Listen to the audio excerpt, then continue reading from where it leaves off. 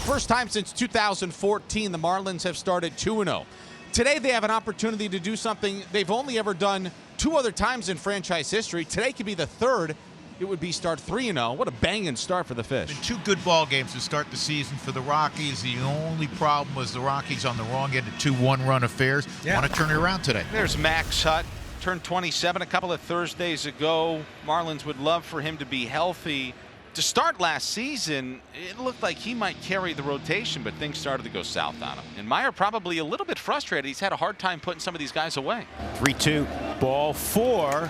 And now they're loaded up for Jordan Beck. A base hit and a pair of walks. What's the separator in the first couple games? It is the Marlins' ability to get that one hit that they needed. Now it's the Rockies' turn. This ball down the line, fair ball, extra bases, 1 run is scored. Willie Castro coming home.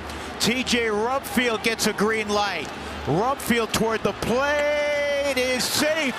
And now Beck will move up to third, 3-0 Colorado. That's the start they were looking for. That's the hit. That's the hit that you need right inside the bag at third. Marlins will be facing the veteran lefty. Call him an old man. Is that rude? I don't know. It's the 37-year-old southpaw, Jose Quintana. When he's on, he has, Huey, impeccable command. Yeah, and that's because he doesn't strike out a lot of guys. Ball 4. So with 2 outs, Marcy will go down to first, and that'll bring up Otto Lopez. You know, the Canada has the Royal Canadian Mounted Police.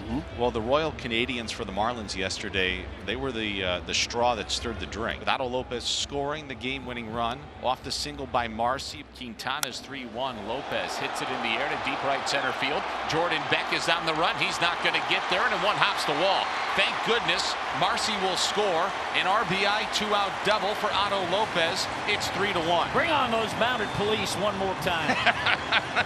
They're coming to the ballpark on horseback. We're in the bottom of the 2nd inning. It'll be Xavier Edwards followed by Davison De Los Santos for his first major league at bat against Jose Quintana. That one a little dribbler right side of the infield. Rumfield, the first baseman, picks it up. He flips to a covering Quintana. It was a tie. It looked like a tie, and X gets the call. He is safe at first base. That was a bang play, and X is showing off the wheels to get to first. Edwards takes off. Here's a throw down to second by Sullivan. It's not in time. Davison making his major league debut. This guy, when he was acquired, was the most prolific power bat in minor league baseball. Davison, he hits one out to center field and deep. You got Doyle working back. He leaps up, and it's off his glove. It hits against the wall. X had to hold. He will push to third. A double for Davison De Los Santos's first major league hit. He stung it out to straightaway central. Well, he got a breaking ball and he gave it a ride, and it looked like Doyle jumped a little too early.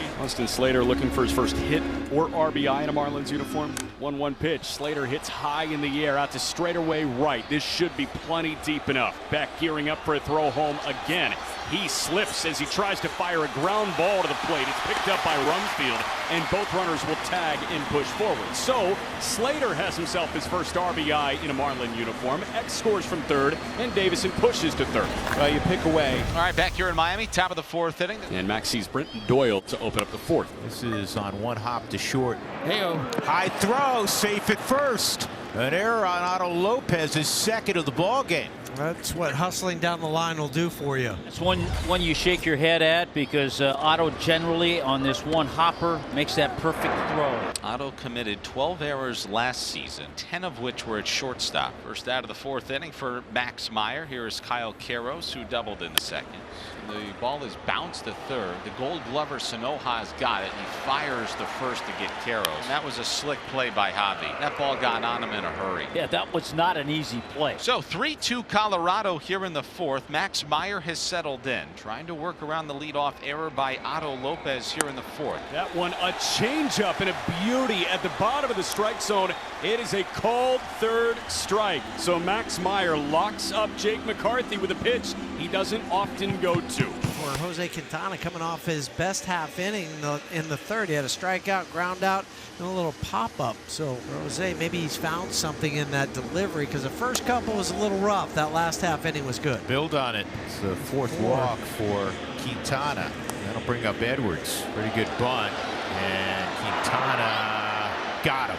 Boy, Huey, he didn't panic when he wheeled around to throw. So many times you see a pitcher with a fast guy running in that situation, throw it down the right field line. Antonio Senzatella now throwing in the Rockies bullpen. This is De Los Santos. And a line drive should be a double play. Yep, Tovar made the catch. Hernandez got trapped between second and third as he broke, assumed it was going to go into left field. The Rockies catch a break. Rockies 3, Marlins 2. We've been locked in since the early innings, since the bottom of the second with that score. The Rockies have had a multitude of opportunities to expand the lead, but they are just 1 for 12, Jeff Houston, with runners in scoring position. He went fastballs held by Brett Sullivan, and he gets the strikeout of Xavier Edwards. It's not easy to do, so it's giving you an idea of just how much giddy up you're getting on the fastball now. Pinch hitter comes up, you go out and you go over the scouting report. Alone is obviously doing that, but Alone's the one who's highly suggesting what pitch should be thrown. High chopper out behind second. Throw to first is in time. Strong throw from Castro. Gets Hicks. That's when you're hoping as a hitter that second hop takes a tricky one. And it'll be Sanoja. This game is a long way from being over. We are in the bottom of the 7th.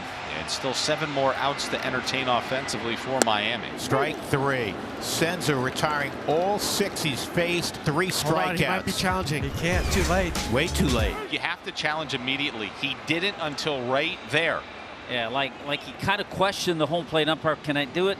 No, it's too late. You have to do it, as you pointed out, immediately. Bottom of the 8th inning. Rockies still up 3-2. Antonio Senzatella, working in his 3rd inning out of the bullpen, has retired all 6 he has seen. Lone Leishman is going to come out and chat with Senzatella before he faces Otto Lopez, who doubled home a run back in the 1st. It just feels like a huge spot right now. Reaches for that. He chops one to a shifted infield. Castro couldn't glove it cleanly. Everybody's safe. Warren Schaefer is going to go to his bullpen and bring in his closer. It is crunch time. On comes right-hander Victor Vodnik. So here is Connor. Oh, he got hit. Vodnik hits Norby unless it hit the bat. They say no. And Connor Norby is hit by a pitch. We'll see if the Rockies want to challenge. That hit the knob. And it's the bottom of the 8th. Why not challenge it? It's okay. Marlins will take it. Wow. Bases now are loaded for Hernandez. Marlins trailing by a run. Here's the 0-2. See you later.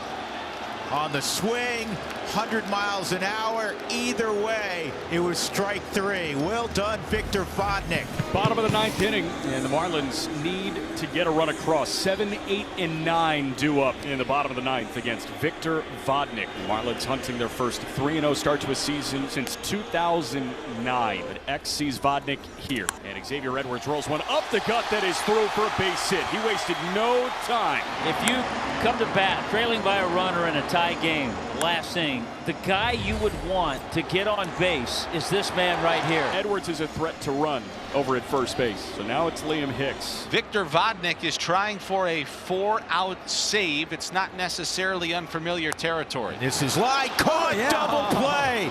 Troy Johnston, who just came in after pinch hitting to play first, comes up with that, and now the Rockies are an out away. That is not bad base running. You take one step. If you don't take a step, you're out. Just brutal luck. And after 2 pitches, there's 2 outs. Towards the gap. Oh, he can't get it. That was McCarthy, and it's going to go all the way to the wall. And Sanoja will stop at second. I don't know if it was a bad route or what, but the ball just never seemed to settle for McCarthy. Leave it to Javier Sanoja to add a little excitement to this, and that was a bad route. And now it's Owen Casey, who has gotten off to a rip-roaring start. 4 for 8 with a pair of doubles. He had the go-ahead single in the bottom of the 8th yesterday. Still hunting his first Marlins homer. 1-0 pitch. Casey launches high in the air at the right. It is gone! You can't make this up!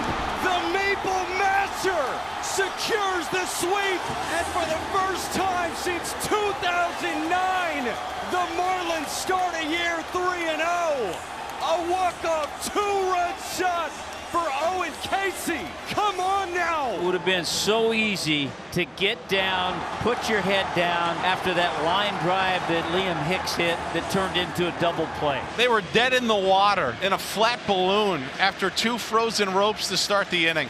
What an unbelievable start to this kid's Marlins career. Owen Casey. Take a bow, man. 4-3 the final score. The Marlins walk it off.